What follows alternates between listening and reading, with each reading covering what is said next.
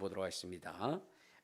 고린도후서 5장 14절부터 19절까지 있는 말씀을 보도록 하겠습니다. 고린도후서 5장 14절부터 19절, 우리 다 같이 합독으로 하시겠습니다. 시작. 그리스도의 사랑이 우리를 강권하시는도다. 우리가 생각하건대 한 사람이 모든 사람을 대신하여 죽은 것은 모든 사람이 죽은 것이라. 그가 모든 사람을 대신하여 죽으심은 살아있는 자들로 하여금 다시는 그들 자신을 위하여 살지 않고 오직 그들을 대신하여 죽었다가 다시 살아나신 이를 위하여 살게 하려 하심이라. 그러므로 우리가 이제부터는 어떠한 사람도 육신을 따라 알지 아니하노라. 비록 우리가 그리스도도 육신을 따라 알았으나 이제부터는 그같이 알지 아니하노라. 그런즉 누구든지 그리스도 안에 있으면 새로운 피조물이라. 이전 것은 지나갔으니 보라 새 것이 되었도다. 모든 것이 하나님께로부터 났으며 그가 그리스도로 말미암아 우리를 자기와 화목하게 하시고 또 우리에게 화목하게 하는 직분을 주셨으니 곧 하나님께서 그리스도 안에서 계시사 세상을 자기와 화목하게 하시며 그들의 죄를 그들에게 돌리지 아니하시고 화목하게 하는 말씀을 우리에게 부탁하셨느니라. 아멘. 자, 이제 자기 자신을 축복할 때 이렇게 축복하십시오. 나는 예수님 때문에 가장 행복한 사람입니다. 고백하시길 바랍니다. 나는 예수님 때문에 가장 행복한 사람입니다. 아멘. 여러분, 철학자 소크라테스는 이렇게 얘기했습니다. 너 자신을 알라. 왜 철학자가 너 자신을 알라고 이렇게 이야기했을까요? 여러분, 우리가 이 세상에 태어나서 살아갈 동안에 자기 자신이 누구인지를 모르고 살아가게 되면 방황의 인생을 살 수밖에 없습니다. 여러분, 우리가 이 세상에 온다는 것은요, 이 세상에 온다는 것은 심히도 좁고 어려운 관문을 통과해야만이 오는 것입니다. 제가 여러분들에게 늘 말씀을 드리죠. 한자의 생자라고 하는 것은 날생자라고 하는 것, 그것은 무엇이냐면 소우변의 한일자라고. 그러니까 네 발 가진 소가 외나무 다리를 건너는 것이 바로 우리의 인생의 탄생이라고 말씀을 드렸습니다. 그러니까 여러분, 우리가 이 세상에 온다는 것이 얼마나 어렵고 힘든 과정을 통해서 우리가 이 세상에 존재하는지를 알아야 된다는 거예요. 자, 그렇다고 한다면 우리가 이렇게 힘들고 어려운 관문을 통해서 왔다고 한다면 의미 있고 뜻있는 인생으로 살아가야 되지 않겠습니까? 그런데 여러분, 우리 이 세상을 살아가는 인생들 가운데 원망과 불평의 삶을 살다가 결국 스스로 자기의 목숨을 끊는 이러한 불행한 일들이 이 세상에 넘쳐난다는 거예요. 여러분, 우리 대한민국만 보더라도 하루에 35에서 37명이 스스로 목숨을 끊습니다. 힘들고 어려운 그러한 그 관문을 통해 온 그 인생이 원망하고 불평하며 저주하며 그리고 스스로 목숨을 끊는 이러한 이 안타까운 일들이 이 세상에 있다는 겁니다. 이유가 무엇일까요? 그것은 다른 것이 아니라 자기 자신의 본질이 무엇인지를 알지 못하고 세상을 살아가기 때문에 그렇습니다. 자기 자신이 추구해야 할 그 일이 무엇인지를 모르고 그저 세상이 가르쳐주는 대로, 세상이 알려주는 대로 내 마음의 욕망과 욕심을 따라 살아가기 때문에 그것에서 실패하게 되면 낭망하고 좌절하고 자살을 하는 겁니다.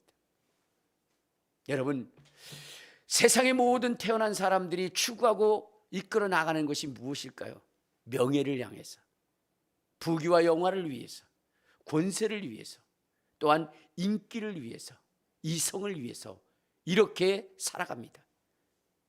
그런 것들을 추구하며 살아갑니다. 그러다가 그런 것이 한순간에 자기에게서 떠나버리면 이제는 삶의 의미를 잃어버린 채 스스로 목숨을 끊는 인생들이 너무나 많다는 겁니다. 사랑하는 여러분, 우리가 이 세상에 태어난 이유는 그런 것을 향하여 달려가라고 태어난 것이 아닙니다. 우리는 하나님의 형상을 따라 지음을 받은 인생입니다. 그런데 불행하게도 우리의 조상 아담이 범죄함으로 말미암아 우리는 죄인이 되었다는 겁니다. 그러니까 이 세상에 우리가 태어나되 하나님의 형상을 따라 지음을 받았지만은 그러나 죄인으로 태어난다는 겁니다. 오늘 우리는 이것에 대해서 분명히 알아야 돼요. 그래서 나는 죄인이구나, 나는 죄인이구나 하는 것을 여러분들이 분명히 알고, 우리가 이 세상을 살아가는 동안 우리가 해결해야 할 문제, 우리가 바라봐야 할 문제는 다른 것이 아니라 바로 죄의 문제를 해결하는 겁니다. 죄의 문제를 해결하는 거예요. 그것이 우리의 삶의 목적이라는 것을 알아야 되는 겁니다. 왜냐하면 한 번 죽는 것은 정한 있죠. 그 외에는 심판이 있다고 있기 때문에 여러분, 우리의 인생이 죄인으로 태어나서 이 죄의 문제를 망각한 채 살아가다 보면 그 죄의 문제를 해결하지 못하고 우리의 인생 가운데 죽음이 불언간 닥쳐지게 됩니다. 여러분, 그때에 여러분 자기의 죄의 문제를 해결하지 못한 인생들은 영원한 지옥에 가는 거예요. 영원한 지옥.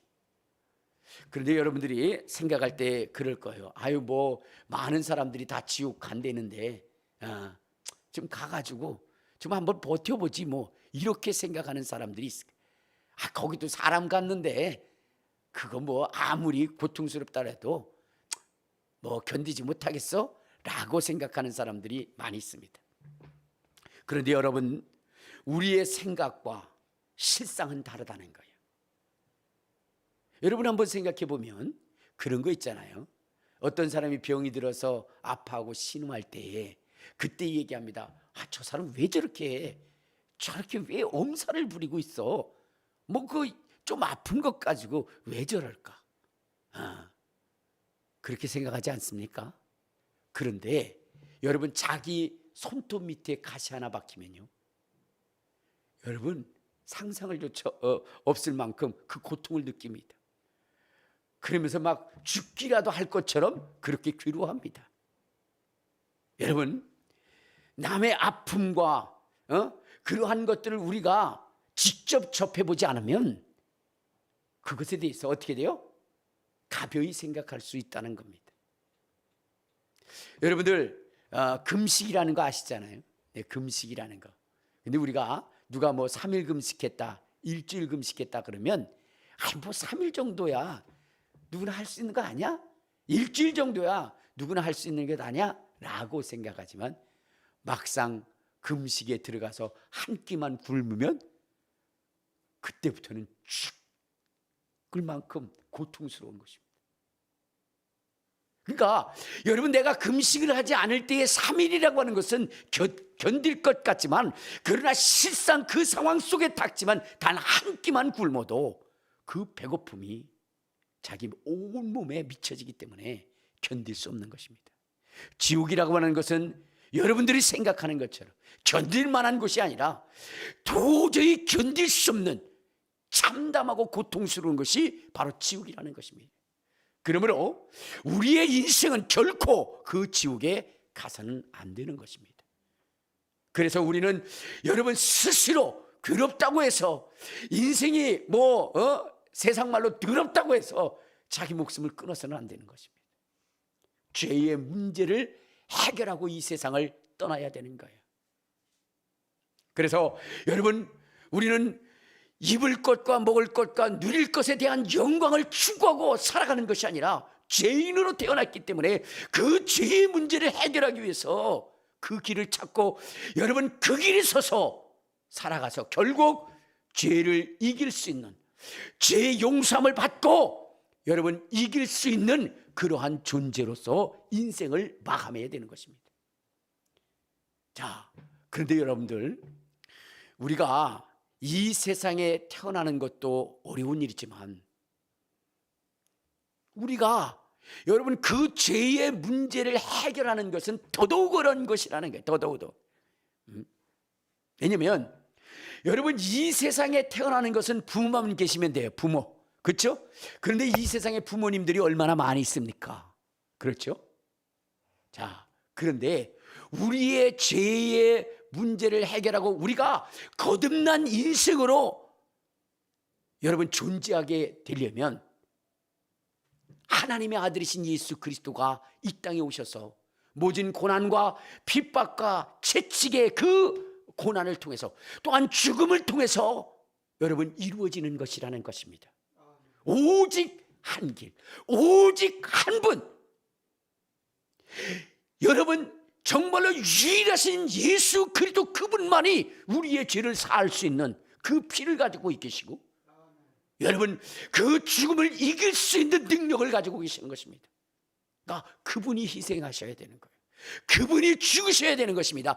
유일한 기회, 유일한 조건, 그 예수님이 죽으셔야 된다는 거예요. 그래서 성경은 이렇게 이야기를 합니다. 우리 한번 성경을 한번 봅시다. 어디를 보시냐면요, 자 요한계시록 1장, 자 우리 5절을 보면 이런 말씀이 있습니다. 자 요한계시록 1장 5절에 보면 이렇게 얘기합니다. 다 시작. 또 충성된 증인으로 죽은 자들 가운데서 먼저 나시고 땅의 임금들에게 머리가 되신 예수 그리스도로 말미암아 은혜와 평강이 너에게 있기를 원하노라. 우리를 사랑하사 그의 피로 우리를 죄에서 해방하시고, 여기 보면 죄에서 해방하게 하는 것이 예수의 피라는 겁니다. 그 피만이 우리의 죄를 살 수 있는 것입니다.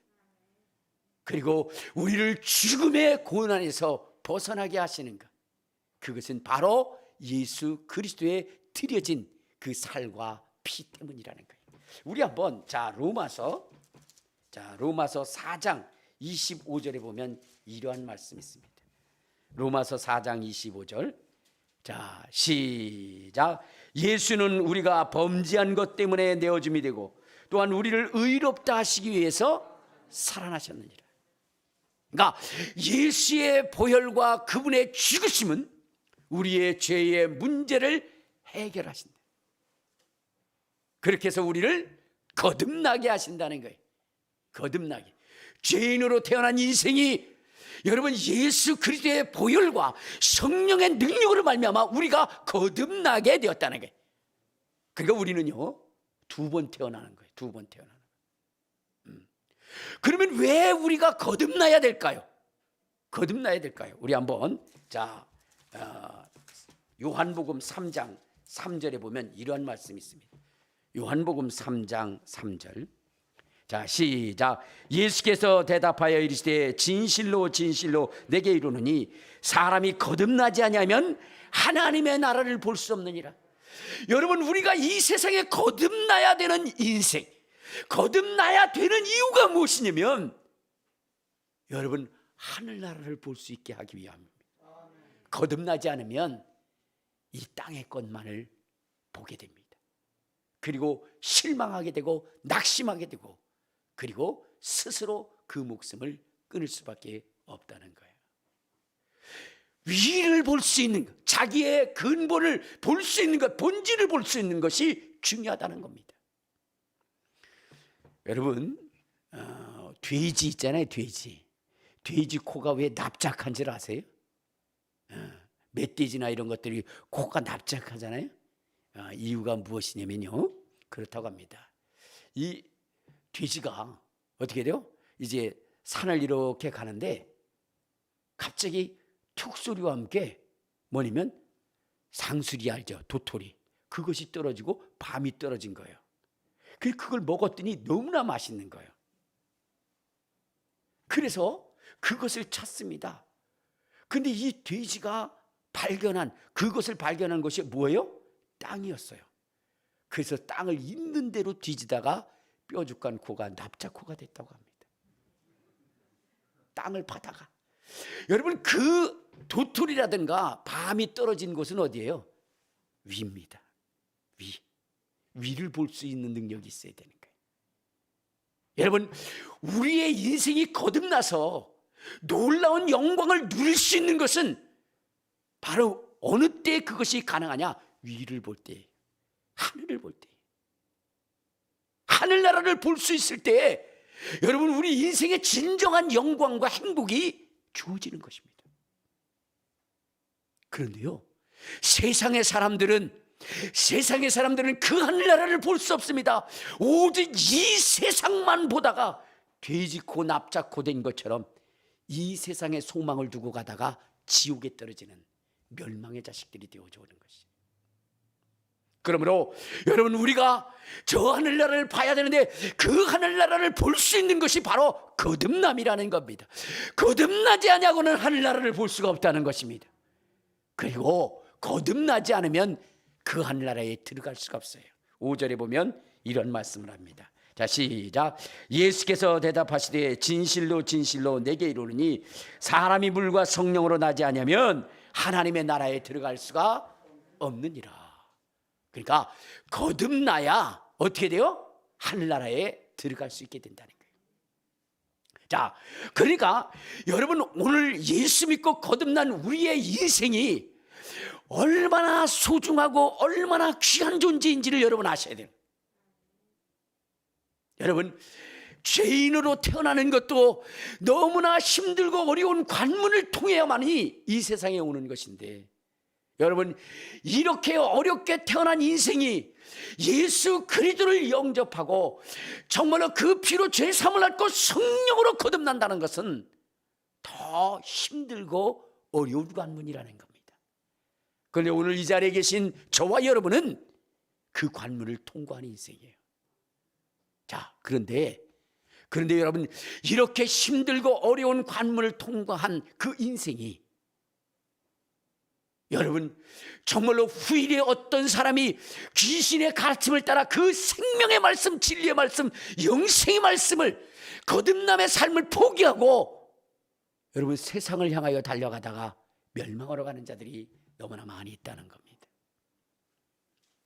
죄인으로 태어난 인생이 이 세상이 주는 명예와 권세와 그것만을 보고 가다가 멸망당하는 것처럼 오늘 거듭난 우리의 인생이 여러분 또한 그렇게 저주스러운 길을 가는 존재들이 많이 있다는 겁니다. 왜? 여러분, 거듭난 인생이 살아가야 할 그 삶의 지표가 확실하지 않고 그 목표가 분명하지 않기 때문입니다. 여러분, 예수를 믿고 나서 여러분, 우리가 삶을 살아야 할 때 우리의 삶은 달라야 되는 거예요. 우리의 삶은 확실히 달라야 되는 거예요. 거듭난 인생을 향하여 주님은 말씀하시기를 뭐라고 말씀하시냐? 썩어져가는 옛 성품들 버려버리라는 거예요. 구습을 쫓는 그 삶들을 버려버리라는 거예요. 그런데 예수를 믿고 거듭난 인생 가운데도 여러분 그것을 버리지 못하고 오히려 주님의 그 피와 그 주님의 생명과 주님의 그 능력을 썩어지고 없어질 것을 추구하여 나가는 데 사용하려고 하는 자들이 있다는 겁니다. 여러분, 우리가 거듭났다는 것은요, 새로운 피조물이 됐다는 것은요, 여러분, 이전에 썩어져가는 구습을 따르는 인생의 삶이 아니라 새로운 방식, 새로운 목표를 향해서 달려가야 된다는 것을 성경이 우리에게 말씀해 주고 있는 것입니다. 우리 한번 성경 한번 볼까요? 고린도후서 5장, 자, 우리 17절에 보면 이렇게 이야기합니다. 5장 17절 시작. 그런즉 누구든지 그리스도 안에 있으면 새로운 피조물이라. 이전 것은 지나갔으니 보라 새 것이 되었다. 여러분, 우리는 새로운 피조물이라는 것입니다. 새 것이 되었다는 것입니다. 그러므로 우리가 추구하여 나가야 할 그 삶의 목표도 달라야 된다는 거예요. 그러면 우리가 목표로 하고 가야 할 삶은 어떤 삶일까요? 자, 우리 15절에 보면 이렇게 말씀하고 있어요. 고린도후서 5장 15절 시작. 그가 모든 사람을 대신하여 죽으심은 살아있는 자들로 하여금 다시는 그들 자신을 위하여 살지 않고 오직 그들을 대신하여 죽었다가 다시 살아나신 이를 위하여 살게 하려 하심이라. 그러니까 우리가 예수로 말미암아 생명을 얻고 거듭났다면 이제는 자기 자신을 위하여 살아가는 것이 아니에요. 자기 자신을 위하여 살아가는 것이 아니라 누구를 위하여 살아간다고요? 예수 그리스도를 위하여 살아가는 거예요. 바울은 고백합니다. 내가 그리스도와 함께 십자가에 못 박혔나니 그런즉 이제는 내가 산 것이 아니요 내 안에 그리스도가 사신 것이라. 이제 내가 육체 가운데 살아가는 것은 나를 위하여 자기 몸을 버리신 하나님의 아들을 믿는 믿음 안에서 사는 것이라. 그러니까 우리가 예수를 믿고 거듭난 인생은요, 이제는 자기의 영광과 자기의 것을 위하여 살아가는 것이 아니라 예수를 위하여 살아가는 것입니다. 예수의 가르침대로 살아가는 것입니다. 예수가 살았던 그 삶을 살아가는 거예요. 근데 우리 예수님은 어떻게 살았을까요? 우리 한번 로마서 15장에 보면 예수님의 삶은 이러한 삶이었어요. 자, 15장 3절을 한번 봅시다. 15장 3절 시작. 그리스도께서 자기를 기쁘게 하지 아니하셨으니 기록된 바 주를 비방하는 자들의 비방이 내게 넘쳤나이다. 자, 그리스도는 누구를 기쁘게 하지 않았어요? 자기 자신을 기쁘게 하지 않았다는 거예요. 하나님을 기쁘게 했다는 거예요. 그러므로 우리의 인생도 여러분 나의 기쁨과 즐거움을 위해서 살아가는 것이 아닙니다. 누구의 기쁨과 즐거움을 위해서 살아가느냐? 예수 그리스도의 기쁨과 즐거움을 위해서 살아가요. 예수 그리스도. 여기 보면 15장 1절 2절에 보면 이렇게 얘기합니다. 자, 시작. 믿음이 강한 우리는 마땅히 믿음이 약한 자들의 약점을 담당하고 자기를 기쁘게 하지 아니할 것이라. 우리 각 사람이 이웃을 기쁘게 하되 선을 이루고 덕을 세우도록 할지니라. 그러니까 여러분 우리는 우리의 삶이 누구를 즐겁게 하는 게 아니라고요? 우리 자신을 위해서 하는 거잖아요. 그러면 누구를 위해서? 예수 그리스도를 위해서. 근데 그 예수 그리스도께서 보이십니까? 안 보이십니까? 안 보이셔요. 그러면 우리가 예수 그리스도를 기쁘시게 하기 위한 삶은 무엇일까요? 주님은 말씀하시기를 이렇게 말씀하십니다. 내 이웃에게 하라. 내 이웃을 기쁘게 하는 것이 곧 누구를 기쁘게 하는 거라고요? 주님을 기쁘게 하시는 거라고. 여러분 마태복음 25장에도 보면 선을 행하고 의를 행하는 자들을 주님이 칭찬하실 때에 정말로 내가 나를 즐겁게 하고 나를 기쁘게 했다라고 얘기했어요. 그때 그들이 얘기합니다. 언제 우리가 주님을 돌보고 주님에게 먹을 것과 입을 것을 주었나이까? 내 이웃에게 한 것이 곧 내게 한 것이라 주님 말씀하셨어요. 그러니까 주님을 기쁘시게 하는 것은 여러분 누구를 기쁘게 해야 돼요? 이웃을 기쁘게 해야 되는 거예요. 여러분의 이웃을 기쁘게 해야 되는 거예요. 어떤 학생한테 얘기했더니 목사님 저는요 내 친구들을 기쁘게 해요. 어떻게 기쁘게 했는데 저는 우리 반에서 꼴등이거든요. 50명 중에 50등이에요. 그게 무슨 기쁨이야? 49등 근데 애들이 날 보고 얼마나 기뻐하겠어요. 여러분 그러한 삶을 살아가는 게 아니에요.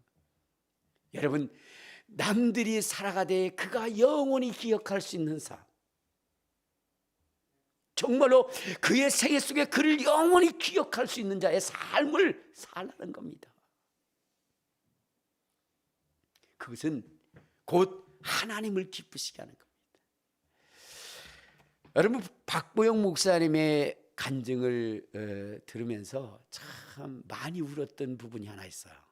네, 거기 보니까 그러더라고요. 박보영 목사님이 주님으로부터 부름을 받습니다.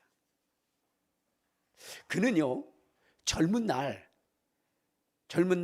이 기독교인들의 위선을 보고 목사님의 아들이었지만 세상을 향해서 나갔어요. 그리고 세상을 즐겼습니다. 그러다가 그가 어떻게 됐냐? 병이 걸려가지고 주님 앞에 돌아옵니다. 그는 세상을 떠날 때 생각했어요. 기독교인들은 다 위선적이고 없는 하나님을 있다라고 생각했다. 왜냐하면 그렇게 선량하게 보이던 그 성도들이 목사님이 장로님이 권사님이 그리고 안수 집사님들이 목사님의 멱살을 잡는 것을 보고 위선자들이다라는 것을 알고 하나님은 계시지 않는다고 세상을 향해서 나갔어요. 그리고 세상에 줄 수 있는, 세상이 정말로 부러워하는 그러한 의사의 직업을 가지고 그는 엄청난 부를 누리고 살아갑니다. 그것이 멋진 인생이라고 생각했죠. 그런데 어느 날 그에게 병이 찾아옵니다. 의사인데도요. 근데 고칠 수 없는 병이요. 그는 죽음 직전에 주님의 부름을 받고 주님 앞에 돌아옵니다. 그러면서 그는 주님을 위해서 살아가는 거예요. 주님을 위해서 살아가는데, 근데 성도들을 가르칩니다. 삶은 이렇게 사는 거라고, 그리스도는 이렇게 사는 거라고 그렇게 가르칩니다. 근데 어느 날도 정말로 힘을 다해서 영혼을 사랑하고 그리고 사역을 하는 도중에 너무나 피곤해서 그 일을 마치고 집에 왔는데, 근데 문득 뭐냐면은 문자가 하나 오는 거예요. 근데 그 박보영 목사는 그 문자를 보고 너무나 행복했어요. 자기의 온몸에 이르는 그 모든 피곤함이 싹 사라지면서 정말로 너무나 기쁘고 즐겁고 행복한 그 문자를 받았던 겁니다.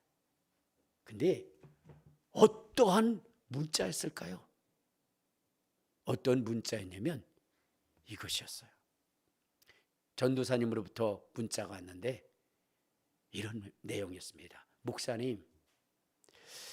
목사님이 집회를 인도하실 때에 맨 앞에 있는 어느 부부를 목사님 안수해 주세요. 그렇게 써 있는 거예요. 그러면서 이렇게 얘기합니다. 장모 성도님은 뇌암으로 말미암아 사기 판정을 받았습니다. 뇌암으로 말미암아 사기 판정을 받아서 병원에 입원했답니다. 그때 아내 되시는 분도 함께 병간호하느라고 거기 병원에 있었어요.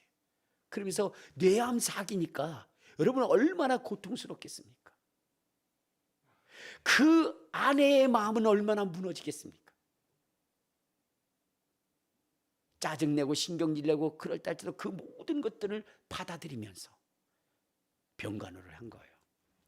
자, 그런데 그 같은 병실에 40대 된 자매가 남편과 같은 똑같은 뇌암 사기 판정을 받고 거기에 입원한 거예요. 거기 입원한 겁니다. 자, 그런데 여러분, 이 자매가 이제 그 방사선 치료를 받아야 되는데, 여러분, 이 자매는 저 시골에서부터 올라와야 된다는 거예요. 지방에서. 그래서 올라와서 방사선 치료를 받고 그 고통스러운 몸을 가지고 또 내려가야 되고 또 올라가야 되고, 이러한 이 상황을 알게 돼서 여러분, 이 장모 성도님의 아내 되시는 분이 그렇게 얘기한 거예요. 자매님, 그 먼 거리를 어떻게 왔다 갔다 하십니까? 비록 우리 집 비좁지만 우리 집에 오세요. 제가 다 해드리겠습니다. 여러분, 자기 남편 하나 감당하는 것도 너무나도 힘들고 어려운데 그 자매의 그 고통과 어려움을 자기가 감당하기 위해서 자기 집에 오게 한다니. 여러분, 멀쩡한 사람들이 와도요, 그거 시중 들어주려면 너무나 힘들고 어려운 것입니다. 근데 말기암 환자를 여러분, 그것을 돌본다는 것은 너무나 힘든 것이죠. 한 사람도 아니고 두 사람씩. 자기의 핏줄이 새끼의 피가 섞인 것도 아닌데도 지극정성으로 보살펴. 그 얘기를 들으니까 너무 감동적이다. 그리고 그 전도사님이 이렇게 씁니다. 목사님이 가르친 성도들의 아름다움이 그 열매로 나타나며 얼마나 아름다운지요. 하나님도 기뻐하시지 않겠습니까?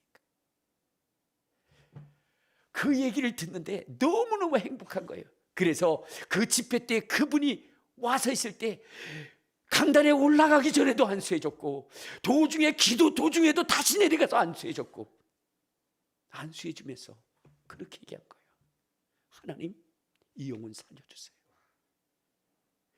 생명이 필요하다면 내 영혼을 거두시고 이 영혼을 살려주세요. 자기의 영혼을, 자기의 생명을 팔아서라도 살리고 싶은 사람이. 여러분, 이것이 그리스도인입니다. 이것이 그리스도인이에요. 여러분, 목사라는 것은 양을 치고 먹이고 입히는 존재입니다. 그렇기 때문에 여러분, 편견이 없이 사랑해야 되는 것이 목사입니다. 그럼에도 불구하고 잔잔히 목사의 심령 속에 자리 잡은 성도들이 있어요. 어떤 성도들일까요? 자기의 목숨을 내어놓고라도 정말로 기도해 주고 싶은 그러한 성도들이 있어요. 그 성도들은 어떤 성도들일까요? 목사님의 가르침에 순종하는 성도들. 목사님의 가르침에 순종하는 성도들. 여러분, 우리는 그리스도인입니다. 새로운 피조물입니다. 우리 주님이 걸어가신 그 길을 향하여 달려가는 인생입니다. 그러므로 여러분, 우리는 세상의 편견과 지식을 가지고 살아가서는 안 되는 거예요. 오늘 여기 한번 봅시다. 고린도후서 5장에 보면 이러한 말씀이 있어요. 자, 5장 16절. 그리스도를 위하여 살아간다는 삶이 어떤 삶이냐. 16절 시작. 그러므로 우리가 이제부터는 어떤 사람도 육신을 따라 알지 아니하노라. 비록 우리가 그리스도도 육신을 따라 알았으나 이제부터는 그같이 알지 아니하노라. 여러분, 이제 그리스도의 삶이라고 하는 것은요, 사람을 알되 육신을 따라 알지 말아야 된다는 거예요. 육신을 따라. 이게 무슨 말일까요? 그것은 바로 사람을 보고 알되 그의 직분과 그의 신분과 그의 사회적 가진 직위 때문에, 그것 때문에 그 사람을 보는 존재가 되어서는 안 된다는 거예요. 주님이 피 흘린, 주님이 사랑한 그 영혼, 그렇기 때문에 여러분, 그 지위가 높든 낮든 천하든 여러분, 오직 주님의 시각으로 볼 수 있는 인생, 이것이 바로 그리스도인이라는 거예요. 예수를 믿으면서도 여전히 저 사람은 내가 함께할 사람, 저 사람에게는 내게 유익을 주는 사람, 이렇게 생각해서는 안 되고, 저 사람은 내게 손해를 끼치는 사람, 내게 필요 없는 사람, 이렇게 육신을 따라 살아가서는 안 된다는 것입니다. 주님이 피 흘린 사람, 주님이 피 흘려 사랑해준 영혼이라고 하는 육세가 아니라 말씀을 따라, 주님의 사랑을 따라 그 영혼을 알아야 된다는 거예요. 주의 제자들이 육신을 따라 주님을 알 때는 주의 좌우편에 서 있어야 할 그 일을 위해서 목숨을 겁니다. 그러나 이제 그들이 육신을 따라 주님을 알지 않고 정말로 말씀을 따라 주님의 본질을 이해했을 때는, 이제는 주님의 좌우편이 아니라 주님의 손과 발이 되어 영혼들을 사랑하고 위로하고 축복할 뿐만 아니라 그들을 위해서 자기의 목숨을 내놓는 그러한 존재로 살았다는 겁니다. 이것이 그리스도인입니다. 이것이 그리스도인. 여러분, 자식에게 좋은 것을 주고자 하는 것이 우리 부모의 마음이죠. 그 누구도 여러분, 자식에게 악한 것을 주려 하지 않을 것입니다. 좋은 것을 주고자 하는 것입니다. 그런데 여러분, 그리스도인으로 살아야 된다라고 하는 이 말을 전하기는 너무나 힘들고 어려운 것입니다. 그런데 여러분, 우리가 그렇게 살아야 되고 우리 자손에게 그렇게 가르쳐야 되는 것은 바로 이것이 우리 주님이 원하시는 길이기 때문에 그렇습니다. 주님이 원하시는 길이기 때문에. 박보영 목사님은요, 참 훌륭한 가문 속에 태어나신 분입니다. 이 박보영 목사님의 가문은 뭐냐면, 할아버지 박용익 목사님이요, 정말로 감리교에서는 성자라 할 만큼 이 시대의 성자랄 만큼 그렇게 살아가신 분이에요.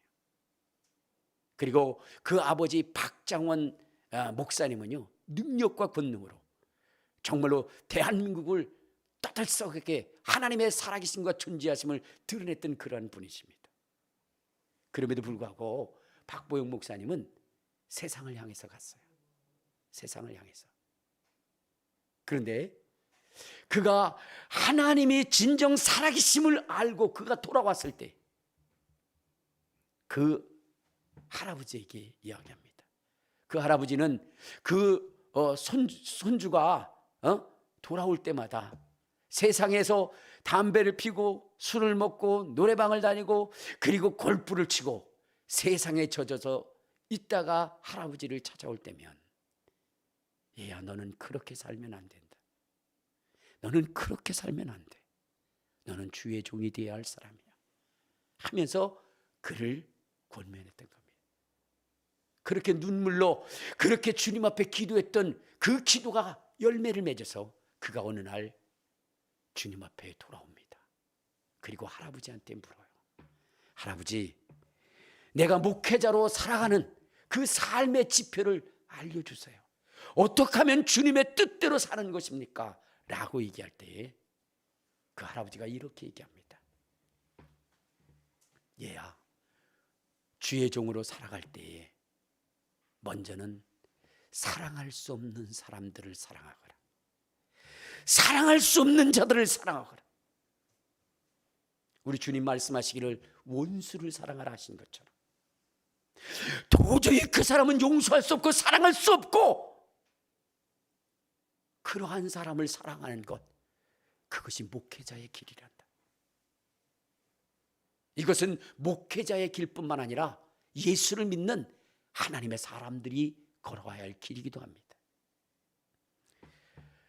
그 박용익 그 목사님은 그가 정말로 이제 목회를 할 때에 아주 막 가시 같은 그러한 존재가 있었어요. 그분이 누구시냐면 바로 장로님이었어요. 그 교회 장로.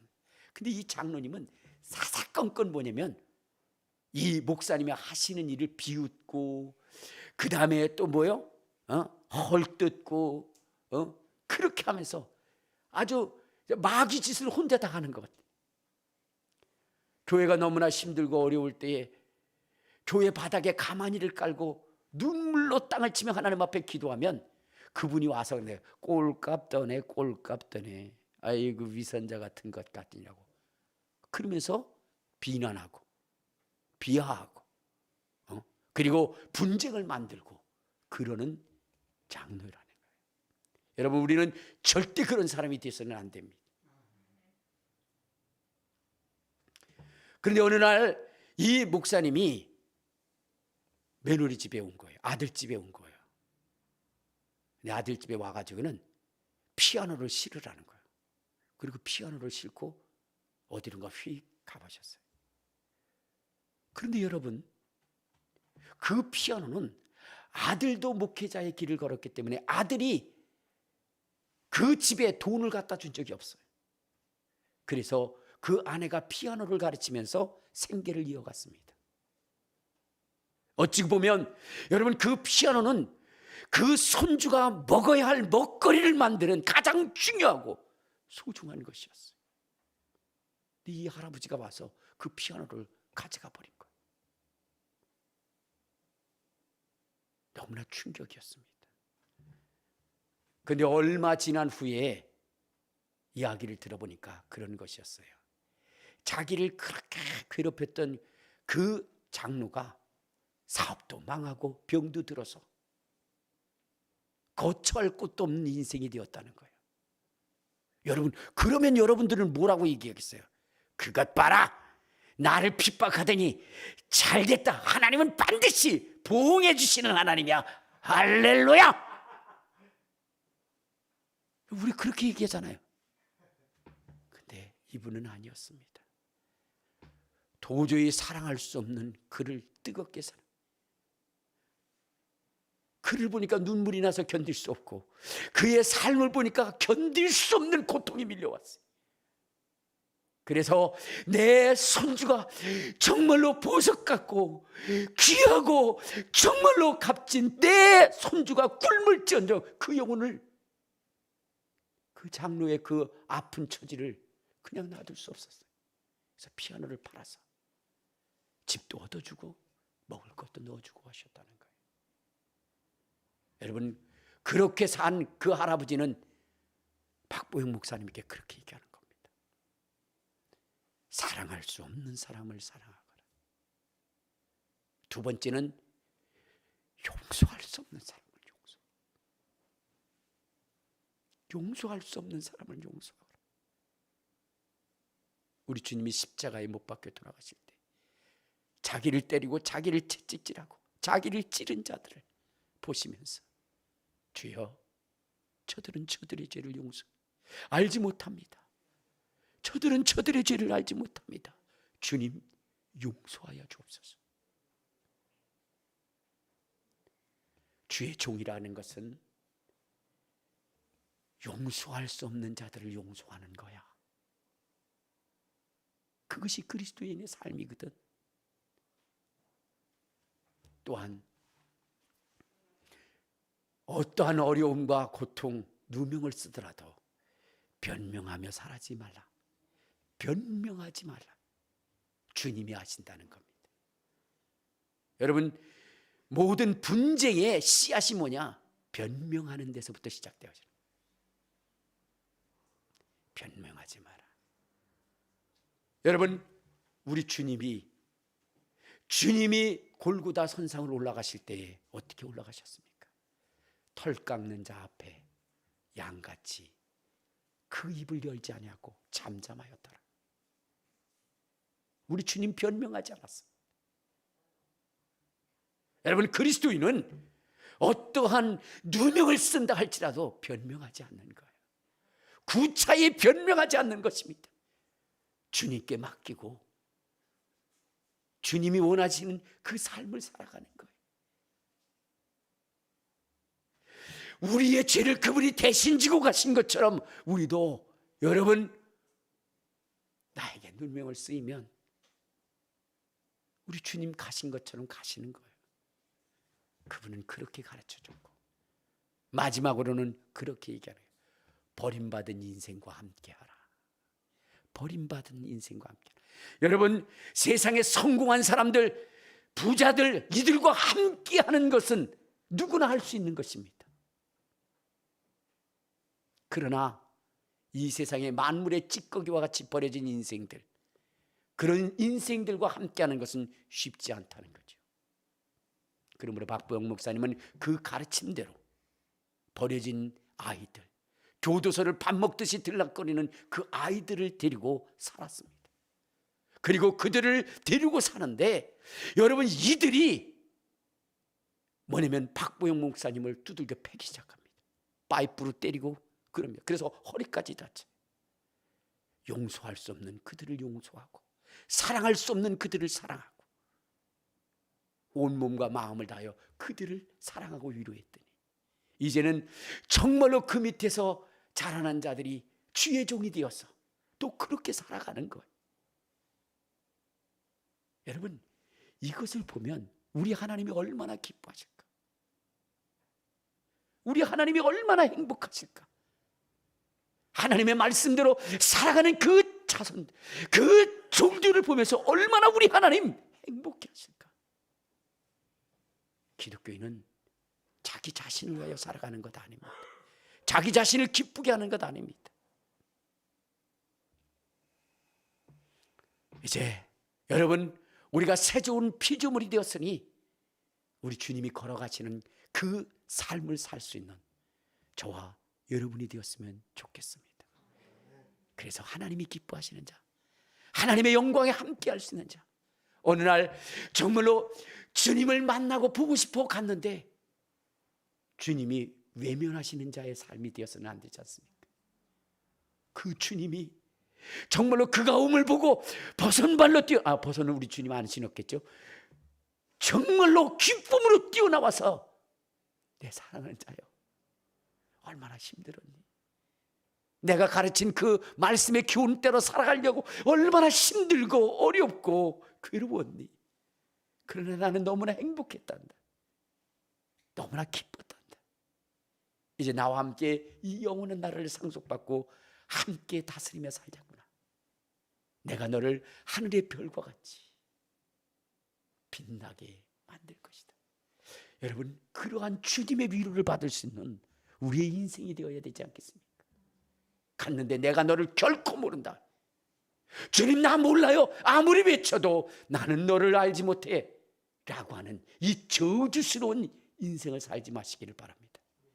거듭났다면 우리 주님이 기뻐할 수 있는 인생, 사랑하고 도우며 위로하며 축복하며 주님의 그 삶의 흔적을 이 세상에 남길 수 있는 우리의 인생이 되시기를 주님의 이름으로 축원합니다. 우리 주여 한번 부르고 통성으로 기도하시겠습니다. 주여!